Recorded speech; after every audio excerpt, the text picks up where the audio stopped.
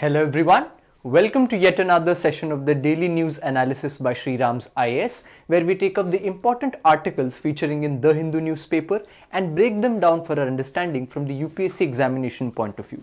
So let's start our today's discussion by taking the important articles which feature in the New Delhi edition of the Hindu newspaper. So with this, let's take up our first article for the day. The first article reads, "The significance of the Bali G20 Summit." So this article appears in the newspaper because the annual G20 summit is going to take place in Indonesia, and the leaders of the G20 nations will gather at Bali's Nusa Dua resort for the 17th summit of the world's most advanced economies. And the focus will be on post-pandemic recovery and dealing with energy and food security. So in this through this article, we'll understand what exactly is this G20 grouping and what is the important points with respect to this G20 grouping, and also what makes G20 grouping special this year. So most of us must have heard the news that the Indian government or India as a whole is going to take charge of the presidency of the G20 leadership, and that is going to happen from the next month of December. And Indian government has also put out a new logo for the G20 summit. So in this backdrop where India is going to assume its presidency, and in the churning world order right now where a lot of things are going on, how does this G20 summit come into place and what role can it play? So we'll try to analyze that and we'll understand about the G20 grouping. So this map gives us an idea of which are all the 20 nations. When we say G20, it means group of 20 nations, and these are the 20 nations on the map. So we can see that there are mostly all prominent nations which are there in the world economy are a part of this G20 grouping. And this happened after the G7 grouping. The G7 grouping also, most of you must have heard. The G7 grouping was a elite grouping which had earlier 8 and then 7 countries which were the most influential economies. But later this group was enlarged, and the G20 grouping showed its success by when the nations of the G20 performed well after the 2008 crisis. This organization came to be known as a good organization, and it was seen as a successful one, and that is why the G20 grouping today holds a lot of significance. But primarily its significance comes from its member nations. So who are these 20 member nations who are a part of the G20 group? The G20 comprises of Argentina, Australia, Brazil, Canada, China, France, Germany, India, Indonesia, Italy, Japan, Republic of Korea, Mexico, Russia, Saudi Arabia, South Africa, Turkey, United Kingdom, and the United States. And along with these countries, we also have the European Union as a part of the G20 grouping. Apart from these nations, Spain is a permanent invitee, as are several international agencies like the UN, the IMF, the ASEAN, and the African Union. So as we can see, not just the member countries or the countries as are a part of the G20, but also certain international organizations are also present at this summit. So we might feel that when we saw from this map, the countries from Asia are not really representing in the G20. So this year, countries such as countries especially from Africa have been called as special invitees, which include leaders of Cambodia, Fiji, Netherlands, Rwanda, Senegal, Singapore, Suriname, and the UAE as well. So these are the many parties that are present at the G20 summit right now, which is happening in Indonesia. And from the month of December, the presidency of this G20 is going to be passed on to India. So what is the current situation with respect to G20? And G20 holds more significance because of the stats that its countries carries, because the G20 countries represent 85% of the global GDP. So the global GDP, that is one can say the trade and export and import of services that happens across the globe, the trade happening in these 20 countries represent 85% of the global GDP, and 75% of the global trade as well is happening between these countries. And the total population of these countries represent 66% of the world's population. So these credentials, which are a part of the G20 nations, accord it this special status. And the situation which is going on in the world right now makes this G20 grouping and meeting of the world leaders ever so important, because we know that there are tensions going on in the world right now where the US and China are facing each other at loggerheads. Even India and China are having border issues at the Ladakh, where a military standoff is in place right now. So even India and China have their issues to resolve. Then there is a global recession coming, wherein even not just the developing countries but even developed economies such as UK and other European countries are going to face the concept of high inflation, and therefore they are facing recession. So it becomes a good meeting point for the countries to come together and talk and resolve these issues, through which the global economy can be smoothened out. All the supply chain shocks that have occurred, especially due to the Russia-Ukraine war that has taken place, this has given a major supply shock to the food grain supply to the world, and that is why the Russia-Ukraine war is proving to be a threat towards food security. So to resolve all these issues, the G20 becomes relevant, and that is why it becomes important that this summit is focused upon, and what deliberations are done in this summit and what is the outcome that comes out of it becomes important for us to see.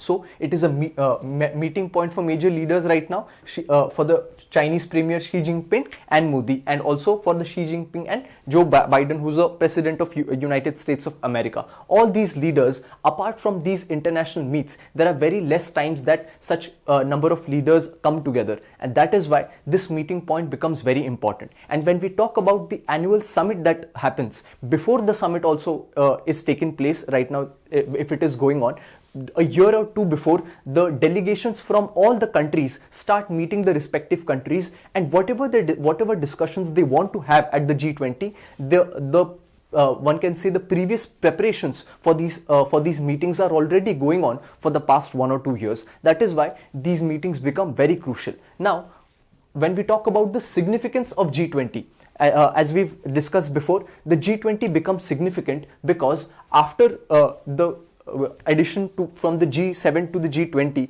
this G20 grouping proved out successful in many events, and it represents a more egalitarian world organizations, where occasionally in the other organizations we see that there's either elite membership, or the functioning of these organizations are very opaque or dominated by funding of some country, and that is why we see biases from this organization. But G20 as an organization represents a more egalitarian organization because we have the participation from all kinds of countries, countries which are there from the global north, which is supposed to be the more prosperous part of the world, or of the global south, which is said to be developing in nature. So all countries have an equal representation in this, and in this backdrop, India is going to assume the leadership from 1st December. That is why it becomes very important for India, and the kind of role India is playing in today's foreign external policy scenario, where India is coming to be is seen as a friend to a lot of parties, and is often in a position to mediate between these countries on a lot of issues. So in order to leverage this point forward, India can make use of the G20 platform, where India can have the chance to discuss the major issues which plague the developing economies. So we see that these developing countries are facing the highest brunt of climate change, and it is also disproportionate in a manner because these developing countries weren't the one who did those kind of actions which has resulted in the climate change. So these kind of platforms can be used to indulge in the climate change discussions. Then it is a platform to discuss the global south concerns. When we talk about the global southern countries, these are countries which are existing in the southern hemisphere of the world. So these countries have special problems which oftentimes the global north countries do not pay heed to. So this can be a platform to discuss these issues and those countries needing the climate finance, and there can be a discussion on equitable health. This was visible when we saw all the drama that played out with respect to the COVID vaccine distribution. We saw that there were some certain countries in the developed part which got the vaccines very easily, and the vaccines were accessible to them. But the accessibility of vaccines to African nations or certain other countries which can be called as least developed, their access to vaccine was very late, and oftentimes the quality of the vaccines was not that high. So there is a need for equitable distribution of these health facilities, and this G20 can also become a platform to discuss those issues. So this is the significance of G20. Now talking about this G20 summit, the 17th summit which is going to happen in Bali, what are going to be the major areas of discussion for the countries apart from the issues that we discussed? One is obviously going to be the climate change discussions which I mentioned right now, and in this context Indonesia becomes a critical example to discuss over here, because the summit is happening in Indonesia, and the Indonesian Prime Minister is going to take the world leaders for a visit to the Indonesian mangroves, where they have conducted a mangrove conservation exercise, and they are going to see the success of it. And when we talk about Indonesia, it is important to mention that Indonesia is among those countries which is facing the brunt of climate change in the most extreme manner. So you must have heard the news that a few months ago, Indonesia is planning to shift its capital, which was from earlier in Jakarta, and now it's planning to shift its capital to a different region or different island. Why is this happening? Because the initial capital is set to sink in due to the effects of climate change. That is why Indonesia is a glaring example of what climate change can cause on our planet, and that is why the climate change discussions can be very fruitful on this platform. Second, the area which is going to be is of global health architecture. As we mentioned, the exigencies of health facilities in the world right now. This summit, it involves deliberation towards strengthening global health resilience and making the global health system more inclusive, equitable, and responsive to crisis. Then third one is the digital transformation, which talks about digitizing the supply chain globally. So deliberations here have centered on achieving the full potential of rapid digitalization of the global economy by creating a new landscape of cooperation among nations. And fourth is obviously sustainable energy transition. In order to have a climate safe world, it's not just important to deliberate upon it, but sustainable energy technologies have to be exchanged. So under this rubric, the discussions have focused on ways to accelerate the transition towards cleaner energy sources. In particular, since any such transition requires a substantial investments, the efforts have been focused on finding a platform for such investments. So G20 will prove to be a platform for similar kind as well. So this was a discussion on the G20 grouping. We saw what exactly is the G20 grouping, how does it become significant at this point in world order right now, how India assumes a significant position, and what are all the areas that this G20 grouping can tackle. So with this, we finish this discussion, and let's move on to our next article for the day. The next article which appears in the newspaper reads, "With camels missing, the Pushkar Fair loses its charm." Now this particular article appears in the newspaper because of the ongoing Pushkar Fair, which is one of the world's largest animal and cattle exchange or trading fair in the world, and therefore this fair is ongoing right now in the city of Pushkar, which is a nearby city nearby to a major city, that is Ajmer. And this the news with respect to this Pushkar Fair is that since this fair has every year it sees thousands and lakhs of cattle that come into this fair, and along with camels, horses, and trade takes place in for these animal breeds. But this year, due to the onslaught of the lumpy skin disease that was seen in the cattle across Rajasthan and Gujarat, which took a number of lives of this cattle and actually is wreaking havoc in the lives of dairy farmers and cattle rearers. Due to this disease, an impact is also now seen on the tourism and trade of these cattle breeds, that the number of camels are seen less in the Pushkar Fair. Now what is happening in the Pushkar Fair is that the number of cattle have decreased because the cattle is facing the problem of lumpy skin disease. We'll understand what this disease is. We have talked about this disease. This disease is basically the arrival of lymph nodes on the skin of these cattle, and which is what is leading to their deaths also in a lot of cases. So due to the lumpy skin disease, the number of cattle also is less in this year's Pushkar Fair, and due to the presence of in order to maintain caution that the infected cattle should not come in contact with the camels, the entry of camels also has been restricted this year in the Pushkar Fair, and that is why the number of camels which are seen in the Pushkar Fair this year are less in number. So this is the Pushkar Fair, which is one of the largest animal trading fairs in the world. So let's understand few important points with respect to the exam perspective as to about the Pushkar Fair, about the lumpy skin disease, and we can also look at this as an example of how a disease in the cattle actually gets to impact the tourism and trade aspect of these animals. So this Pushkar Fair is an annual multi-day livestock and cultural fair that takes place at the bank of Pushkar Lake in the town of Pushkar, which is in Rajasthan. And when is it held?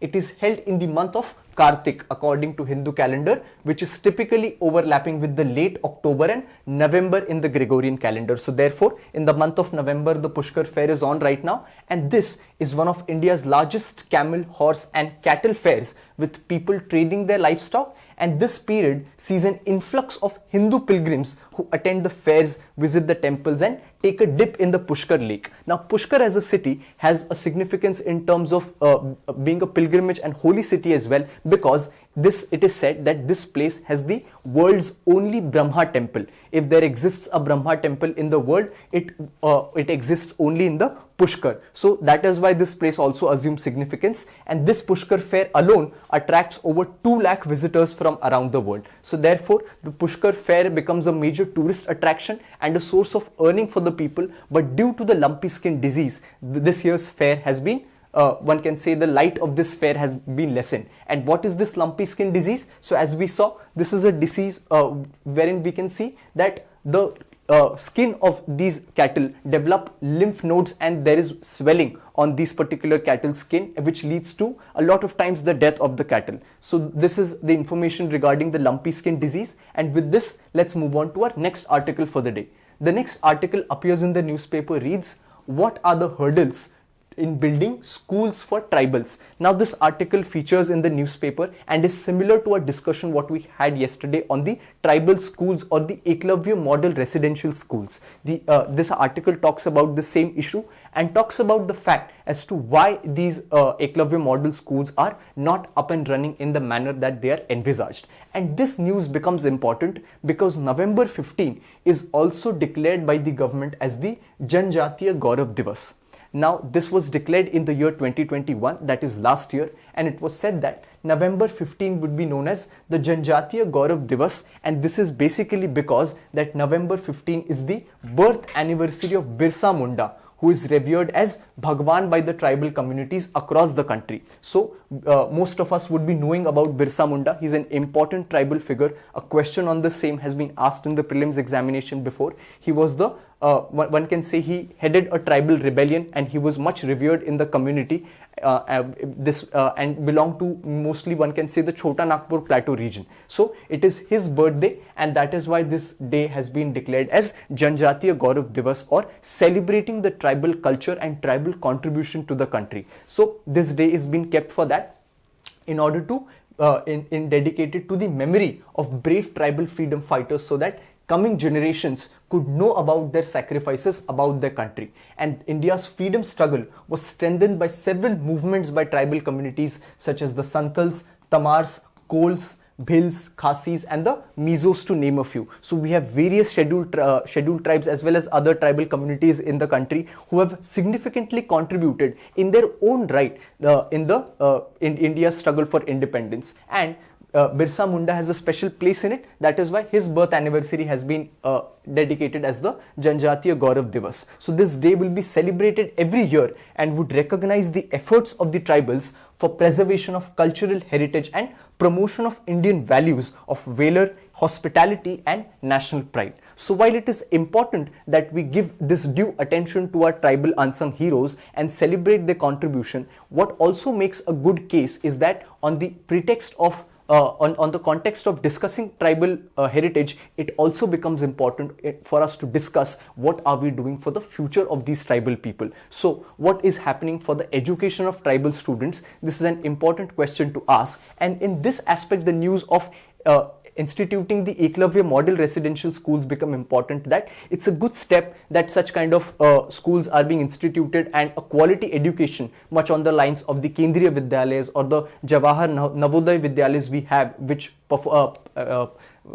act in the CBSE curriculum. Such kind of schools should also be there, especially for the tribal people. But this scheme which was revamped in 2018 said that a 15-acre land would be taken separate for the institution of the school, and this 15-acre land, a school would be developed in that sub-district which has more than 50% ST population and more than 20,000 people living in that region are tribal population. So the Parliamentary Committee on Social Justice and Empowerment flagged this scheme, and it marked certain difficulties and impracticalities with respect to this scheme, where it said that it is not right to have the scheme instituted or the school instituted in those regions where the ST population is heavily dominated, because then this creates a problem of acquiring land, especially where the ST population exists, which is in the hilly areas or the left-wing extremism areas. It becomes very difficult to acquire land, this large a land in this particular region.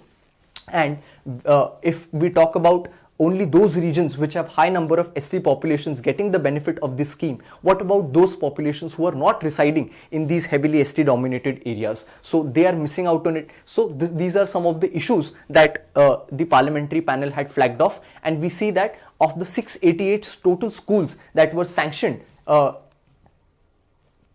in this scheme, only 232 sanctioned were yet to begin construction, and only 230 are functioning from their old buildings. So a lot of construction work for these schools also needs to be done.